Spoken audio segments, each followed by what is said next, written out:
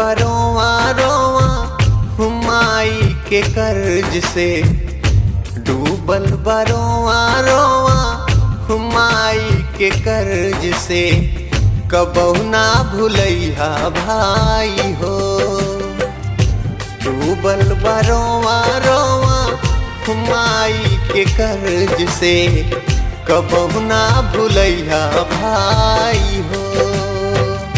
माई के दूधवा के कर जाई दुनिया में, माई के दूधवा के कर जाई दुनिया में, केहू ना चुका पाई हो।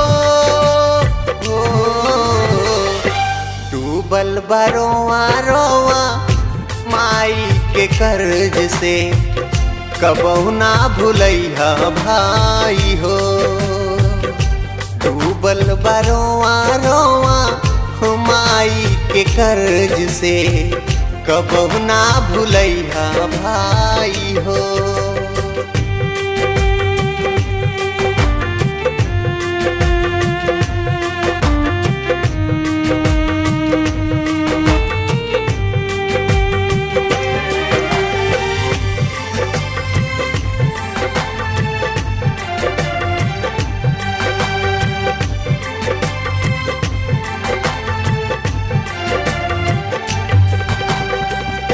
नौ माह कोखिया में ढोवेली माई, होखे के बेरा दुख से रोवेली माई।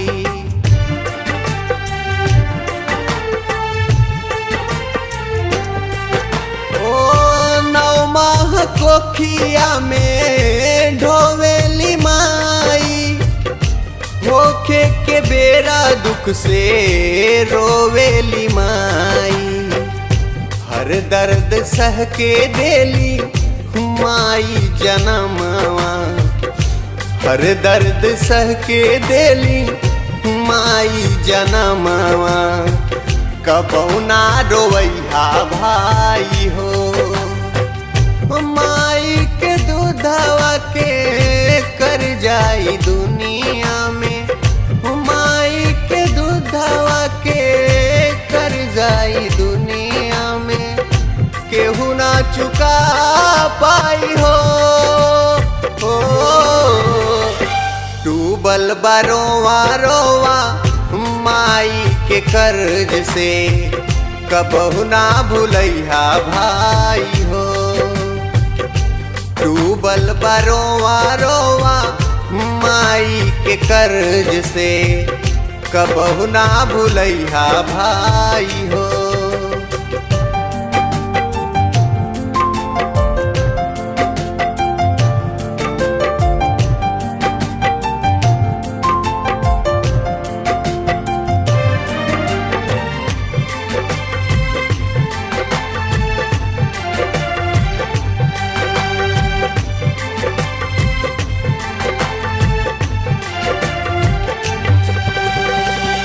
माई के चरनिया के सेवा जे करेला, चारों धम के पुण्य ओकरा घर ही मिलेला।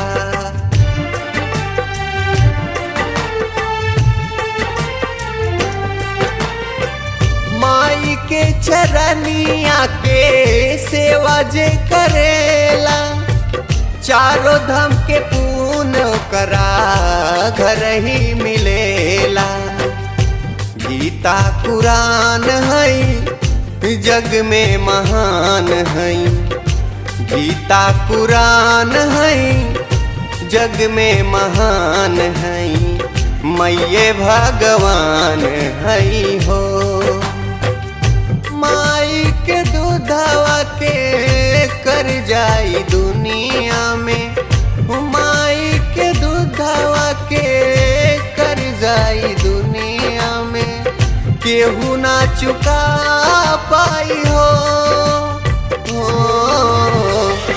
डूबल बरोवा रोवा माई के कर्ज से, कबो ना भूलैहा भाई हो।